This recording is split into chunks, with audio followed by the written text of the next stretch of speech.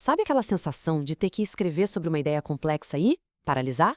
Aquela página em branco olhando de volta, uma montanha de pensamentos na cabeça e nenhuma ideia de por onde começar? Pois é um desafio que todo mundo conhece.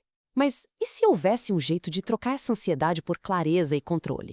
E se em vez de ficar esperando a inspiração cair do céu, a gente tivesse uma verdadeira caixa de ferramentas para construir um texto com propósito? Pois bem, é exatamente essa caixa de ferramentas que a gente vai abrir hoje. Nossa jornada vai ter 5 paradas bem diretas. Primeiro, vamos entender por que ter um método, na verdade, liberta. Depois, vamos conhecer duas mentalidades que são o coração de tudo, a do engenheiro e a do detetive. Aí a gente mergulha em cada um desses estilos e, para fechar, aprende como escolher a ferramenta certa para o trabalho certo. Ok, vamos começar pelo começo. A primeira grande questão. Por que raios a gente deveria se preocupar com o método quando o assunto é pensar e escrever? Olha só, essa é uma confissão da própria autora do livro que inspira a nossa análise, a Verônica Campos. É um alívio danado saber que até os profissionais passam por isso, né? Isso só mostra que o tal do bloqueio de escrita não é uma falha de caráter, mas sim um problema de processo. E problemas de processo podem ser resolvidos. E aqui está a objeção clássica que muita gente faz. A ideia de método soa o oposto de criatividade, de liberdade de pensamento, não é? Parece que a gente está querendo colocar o raciocínio numa caixinha. Só que a proposta aqui é mostrar que a coisa funciona de um jeito exatamente contrário. Então, o ponto central é este. O método não é uma prisão, ele é a chave que abre a porta. Sem conhecer as diferentes ferramentas, as diferentes abordagens, a gente fica à mercê da sorte, sabe? Torcendo para dar certo. Conhecer os métodos nos dá o poder de escolher, de ter controle sobre o que a gente está fazendo e, no fim, construir exatamente a mensagem que a gente quer passar. E é aqui que a metáfora da caixa de ferramentas entra com tudo. Vale a pena pensar na escrita não como um ato de pura inspiração, mas como um ofício, um trabalho artesanal. E como todo bom artesão, um escritor de ideias complexas também tem sua caixa de ferramentas. Cada uma serve para uma coisa bem específica. Então, bora abrir essa caixa e conhecer as duas ferramentas mais importantes que tem lá dentro. Elas são, na verdade, duas mentalidades, dois jeitos bem diferentes de escrever, a do engenheiro e a do detetive.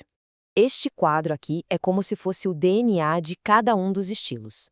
Dá uma olhada em como tudo muda dependendo da abordagem. O jeito de pensar, o foco, até a voz de quem escreve. O estilo argumentativo, do engenheiro, é uma disputa clara, direta, em primeira pessoa. Já o exegético, do detetive, é uma investigação mais sutil, para a gente entender algo mais a fundo. São dois universos.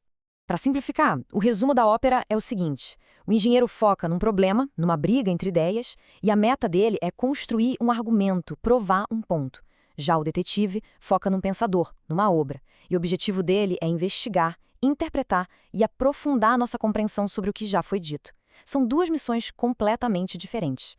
Vamos dar um zoom primeiro na ferramenta do engenheiro. Essa é a abordagem para quem quer entrar num debate, sabe? Construir um argumento que para de pé ou então desafiar uma ideia que já existe. O engenheiro vai direto ao ponto. A escrita é limpa, enxuta, a lógica é a grande prioridade. A linguagem é precisa, quase como uma planta de um prédio. E a voz de quem escreve está sempre ali, presente, assertiva. É o tipo de autor que não tem medo de dizer: olha, eu penso que, ou o meu argumento é esse aqui. E este exemplo, nossa, ilustra isso de um jeito brilhante. Olha só como já começa. Eu argumento que é uma declaração de intenções. Não deixa nenhuma dúvida sobre qual é a posição do autor. É um texto que entra na briga para defender uma tese. Pura engenharia de ideias. Agora vamos para a próxima ferramenta, para sentir bem o contraste.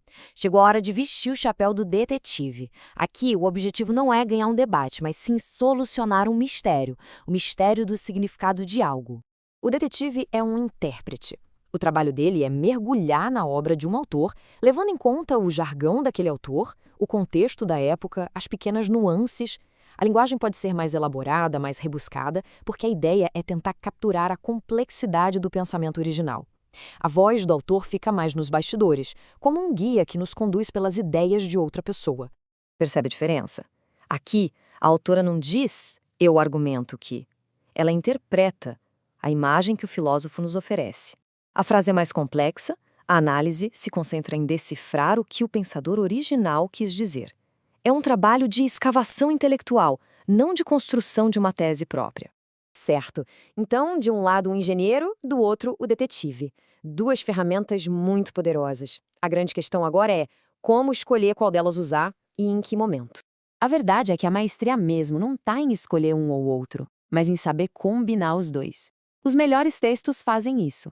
Eles sabem a hora de investigar um conceito bem a fundo, como um detetive, para depois usar essa análise toda para construir um argumento novo, como um engenheiro. E como a gente aplica isso na prática? Bom, aqui vai um modelo mental bem simples. Primeiro, a pergunta-chave.